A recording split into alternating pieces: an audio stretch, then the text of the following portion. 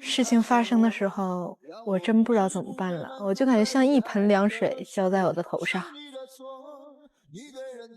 千错万错都是我的错，错一次就够了，我不想再这样错下去了。我不知道我到底应不应该原谅他。我身边有各种各样的声音，我不知道我最后应该听谁的。我希望他听从他的心，听从我们的感情，不要放弃我。有的人让我分手，有的人说让我就这样算了吧。现在我真不知道自己应该怎么做。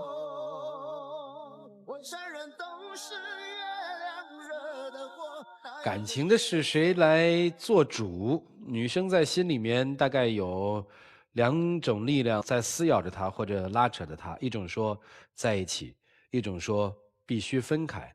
在这背后究竟发生了一些什么呢？让我们掌声请出这一对，来，掌声有请。男嘉宾小王26岁，来自辽宁，是一名销售；女嘉宾小田24岁，来自黑龙江，是一名公司职员。来，有请两位。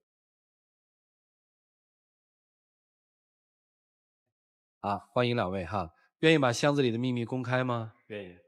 我愿意。恋爱多久了1年多。感情怎么样？刚开始的时候挺顺利的。我去年是刚大学毕业，我俩有一个共同朋友，他朋友把他介绍给我，我俩呀都见过双方父母了，然后本来打算明年开春啊就结婚的。是2016年开春。对。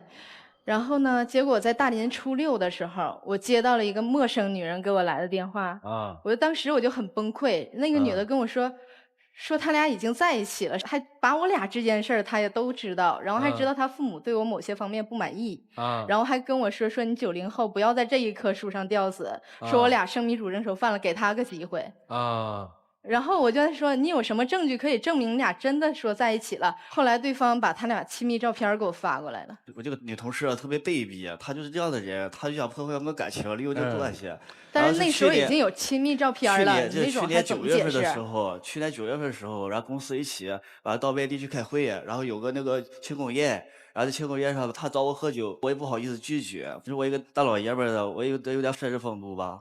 但是你记住，你是一个要结婚的人，一个女的再怎么敬你酒，你都可以明确表示说拒绝，而且你完全有自控力，你不用喝多呀，你少喝1杯2杯都是可以的。一开始，然后我也是委婉拒绝，然后不喝，然后后来，大家一起吧过来灌我酒，然后后来就喝了很多很多。然后呢？然后不记得了。就是这样，他就跟我说不记得了，然后人家对方就把照片给我发过来了。你跟那个女生没什么是吧？没有什么，然后我也特别讨厌她，然后业务上有点冲突，她就想报复我。那你为什么会跟她有亲密照片呢？当时吧喝很多，我也记不太清了。他就是想利用这张照片，然后破坏我俩的感情。其实不仅仅是这一件事儿，我俩刚开始交往的时候，在半夜还有一个女生过来发微信说：“亲爱的，我想你了。”这解释一下呗。这个公司新来了一个小同事。哦呀，你在你们公司还真是有魅力啊。然后他就是可能是想那个跟我套近乎吧，然后那个给我发那样的信息，然后我直接拒绝了。我说我就是有对象的人，我马上就要结婚了，这不可能的。哎呀，你们这公司女同志还真有问题。还有什么事儿？还有就是今年年会的时候，他说他公司要集体去浙江去开那个会，然后我就想说，哎，我没去过浙江那边，我说我想跟你一起去。他跟我说工作不好带家属，我说好，那我做一个善解人意的女朋友，我说那我不跟你去了。那一天我就是特别担心他，害怕他喝多嘛，年会嘛，然后我就一整晚我都在给他打电话，但是他一直处于关机状态。凌晨4、5点的时候给我发了个短信，还没说给我打电话过来。就给我发了个短信，说我手机没电了。你到底是不是那天晚上是在开年会，还是说跟他在一起？不是，你那天到底是去没去年会？我现在都不太清楚。去年会公司一起去的，很多人，然后那个会开的比较长，时间比较忙，因为这个项目挺重要的。然后当时，因为忙嘛，这个电话我开年会跟项目有什么关系？开年会不都大家乐呵的事儿吗？但我们在那边这个合作项目是来开春，然后挺大的一个项目，正好赶上这个机会，然后跟老总们，然后各个主管吧坐一起吧顺便谈一谈。别说你们公司还真的跟一般公司还真不太一样。当时吧就特别忙吧，然后那个事儿特别多，然后交涉了什么的，然后电话就没有电了，然后当时我也没发现，等我发现的时候已经很晚了，我怕给打扰你们公司领导开会都开到夜里4点是吧？不，那后来嘛，然后那个我就看那个怕打扰你嘛，然后发现了，然后把电话咱俩之间关系有谈到打扰不打扰这种事情吗？怕那个影响你休息嘛，影响那么晚休息就了，别发了，干嘛4点钟发呀？希望他不要担心我嘛。毕竟然后看我就后来会其实我查过他手机，嗯，他的手机一直都有同一个号码，而且有的时候会半夜打电话那种。他有的时候不在我面前接电话，会背着我接电话。我问是谁，他都会说是客户。他就是我一个普通的客户，然后我也不知道他为什么总是半夜打来电话，然后我到边上接电话，就是可能是我的习惯吧。哎呀，我后来就觉得这些事儿我不能再忍呀，这1年多，我们毕竟是要结婚的关系，这种情况下我还怎么跟他继续去结这个婚？然后我先不让我父母担心，我先跟他爸妈谈了。你说说你爸妈是怎么说你的？当时，然后我爸把我叫下去了，然后非常生气，差点打我了，然后跟我谈了很长时间。不，这逻辑不然后对，你也没干嘛，你爸干嘛要打你呢？我爸是一个特别大男子主义的人，他吧特别有主见的人，然后脾气也特别暴。还有他妈还把我单独叫到了阳台，跟我说你俩是要结婚的关系，然后一定要心眼儿，整个都那个宽广点儿，原谅他。我就在想说，一个女人，凡是一个女人遇到接而再再而三遇到这种事情，怎么去宽容大度，怎么去原谅他？还说我心眼儿小，是我妈妈，她本意是好意，她不是他说父母肯定是向着他的嘛。我父母希望咱们俩好好在一起，真的，我妈非常喜欢你，我爸也是，对这感情看都很重。行，这小片里你说你现在周围的人是2种态度，对吧？对，现在我就是不知道该听，有的人他爸妈让我忍，还有我身边有的朋友让我忍，还有但是我的闺蜜就让我说果断分手，这种渣男或者是怎么样就可以放弃了。好，但是我这1年多，我又觉得我，毕竟和他接触还有很多挺合适的。行，我来问问男生吧哈。那个说亲爱的，我想你了，你想我了吗的那个人是谁？是公司新来的个小同事。公司新来的小同事就给你发这个？对呀。你怎么看待他给你发这个？这个人没有任何评价，只是一看而过，看完就忘了。不可能那个因为什么我跟他回他了，不可能的。你对他做了什么？他给你发这个？只是业务上说过话，没有私聊过。没有私聊过，不太熟。不熟。对，好吧，这事儿咱们再让他过去吧。我是不信啊。然后咱们再说说这个今年大年初6给你打电话的这位女同事吧啊。你跟这位女同事到底是什么关系？没有关系。没有关系。对，没有关系。你刚才不是说跟她喝酒了吗？对啊，没有那种关系，只是同事关系。那他干嘛要让这姑娘让位呢？没说吧，项目上面的事儿，然后有点过节，然后他就不是你们公司项目怎么还有过节呢？关于这个项目给谁做呀？他怎么会有你女朋友的电话呢？这个我就不知道了。他怎么知道你女朋友跟你家人还有点不和呢？他怎么会知道你女朋友跟你在一起的一些细节呢？他24小时的监控你们？哎呦，好，我要问的问题大概也就是这么多嘛。你听出来什么了吗？我知道了。好吧，那接下来就听听老师们怎么说吧。来，一起进入丘比特问卷。根据我的观察，这小伙子是惯犯，包括刚才我们在问他细节的时候，他的肢体语言、手足无措，几次想把手揣到裤兜里等等这些细节，都说明他内心没有说真话，他在发慌，所以这个人一定是有问题。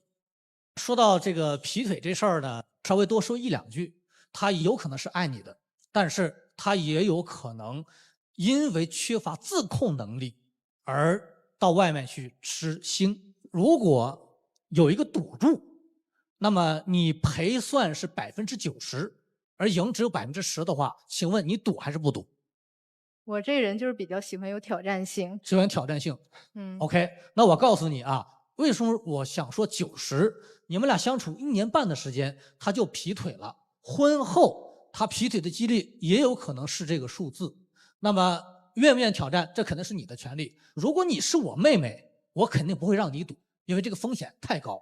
另外还有个细节，喝完酒什么都不懂了，发生那么多事儿了，这个骗小孩可以，不可能发生的事儿自己还不记得，这是一个常识。好了，赌不赌你自己说的算吧。姑娘，我跟你商量个事儿，这种事儿就别挑战了，没必要。你看你才24岁，对吧？然后还漂亮，身材也不错。你只不过是念旧，那1年多的情感，他在你最需要帮助的时候接纳了你，但是我们两不相欠，你给他最美好的感情、最美好的爱情了，你爱着他，而且一心一意的呀，你不欠他什么，所以之前的事情没有什么可以留恋的。那现在我看来太累了，要我就是果断放弃。他就是骗你了，在我看来，可能我这个结论下的有点武断，但我就这么想的，我必须把我真实的想法告诉你。你不愁找不到好男朋友的，去再寻求另一段感情吧，祝福你啊！好，谢谢张老师。他肯定是干了不该干的事儿了，但是呢，问题在于哪儿呢？为什么我们都能看出来的问题，你为什么看不出来？张老师说了，你不愿意相信，你看到了，但是你不愿意相信，这才是关键。仅仅是因为你在你最低潮期你遇到了他，仅此而已吗？还有什么其他的问题让你觉得不能放开这个人？其实我现在在犹豫。常理来说，这种事儿你出现一次，你还犹豫什么呢？那出现一次你犹豫，好，且信他一回，或者说他即使做了，因为你爱他，你原谅他一回。那为什么第2次又来了，你还选择了相信？第3次你还是在相信？其实我个人觉得，并不是他的伎俩有多高，而是你自己在骗你自己。你不敢去正视这个事实，他就是一个你不可以托付终身的那么一个人。为什么不放开？这个心结到底在哪里？我不知道是周围的人很看好你们吗？我不知道你对别的人、自己的家人或者朋友承诺了什么，或者标榜了什么。我很幸福，看，很多人可能是不是在看你的笑话，你怕让人看到你的不幸。但其实，姑娘，真正感受到幸福与否的人，不是别人，就是自己。自己感受幸福，即使别人都觉得你们俩不合适，你还是最幸福的那个人。反之，所有人都觉得你们俩般配，你们俩应该走在一起，觉得你们俩幸福，但是你不幸福，那这是非常不幸。所以说，把那些所有挡住你的眼睛的那些假象把它撕开，这个人就是一个你不可以去托付终身的这么一个人，不负责任的男人。他根本就不爱你，为什么要跟他纠缠在一起？你有自己的事业，有自己的圈子，但是你恰恰缺自己的判断能力，自己做这份决定的能力。今天你来到这个爱情保卫战，其实你更想是让我们推你一把啊，你缺少这个助力。但是也可能这次我们帮你推了，但以后呢，类似的事情怎么解决呢？还得要靠自己。所以姑娘，把自己做好，这样的男人一脚踢开。好，谢谢曲总。男生，再给你一次机会，有还是没有？虽然我们都清楚，我要听从你嘴里说出来，有没有？3、2、1，有，是吧？有。好，行，我给他一点掌声啊。听见了吧？听见了。你不想承认，这很正常。人性的思维习惯是总是愿意接受自己想要接受的信息，而不愿意去接受自己不想要接受的信息。这个问题已经过了，你再骗自己就没用了啊！他自己承认有。那么接下来就是你想要问到的问题，也是很多女性非常纠结的问题，有关于出轨是接受还是不接受。在这个问题上，一般来说分为3种。第一，眼里绝不揉沙子；第二，把沙子揉碎在眼睛里；第三，任由沙子在眼睛里转悠，不揉，任它。我们先说最后一种，就有些女人说的，反正天下男人都一样，天下乌鸦一般黑，是吧？你想找你也找不到好的，随他去。这是一种十分消极的态度，其结果无非是越玩越猛，越忍越深，到最后时间浪费了，光阴过去了，人老珠黄了，一辈子完蛋了。这是最愚蠢的做法。再说第二种，眼里不揉沙子，但你要具备2方面的能力。第一，你有预防沙子掉进眼睛里的能力，也就是说，你能找一个对你100%忠诚的男人，你慧眼识珠，或者说你能很好的驾驭自己的男人，引导好他，让他不犯错。要么你就有铁石心肠的勇气，为了我自己的原则，我绝不揉沙子，我说离开我就离开。这需要很强的定力和能力，你有没有？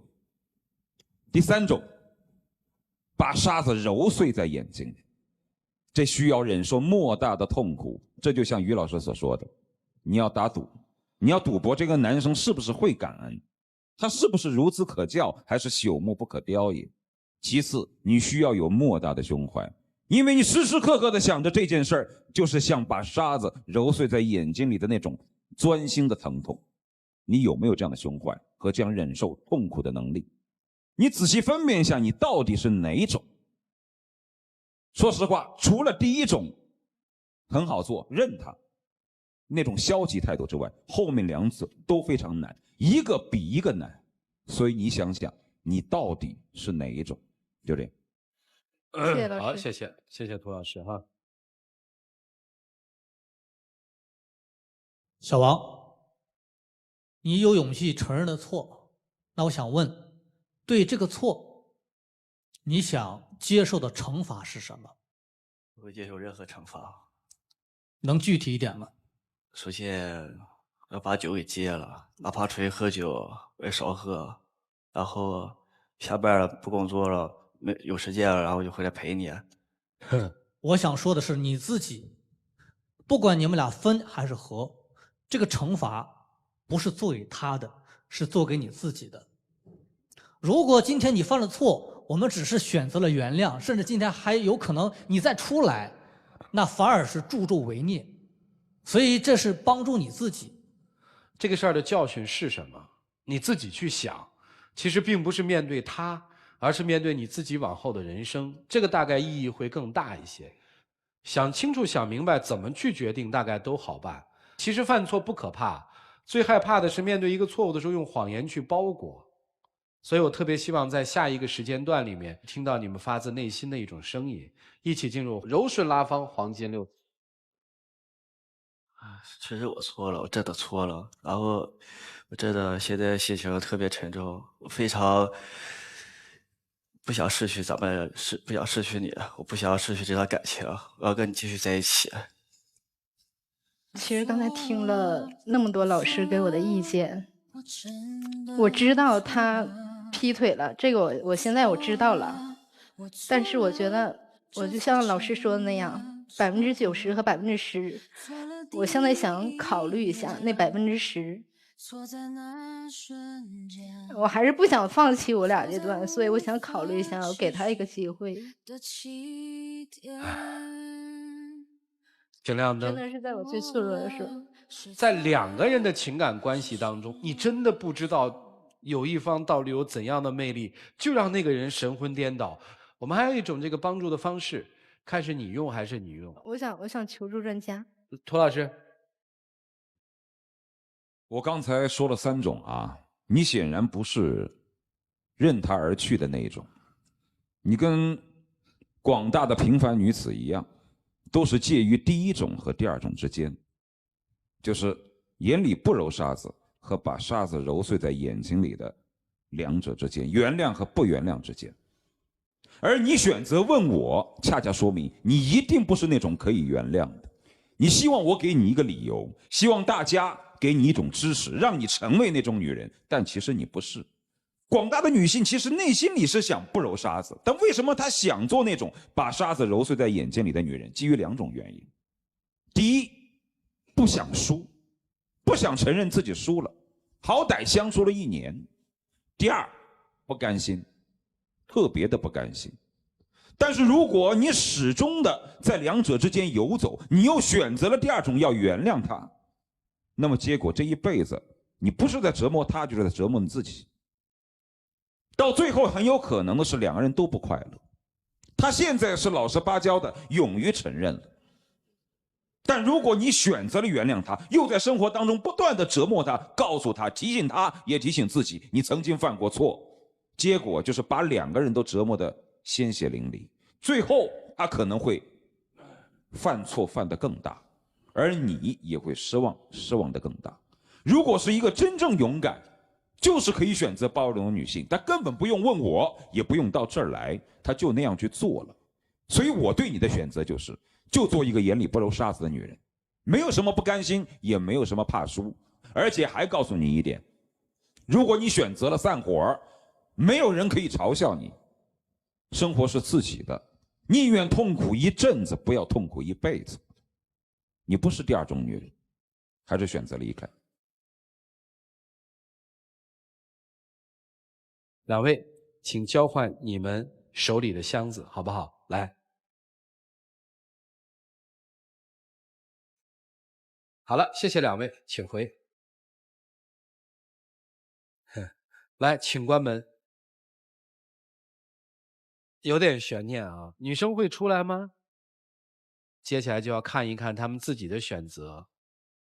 5、4、3、2、1，马上开始。5、4、3、2、1，去开门。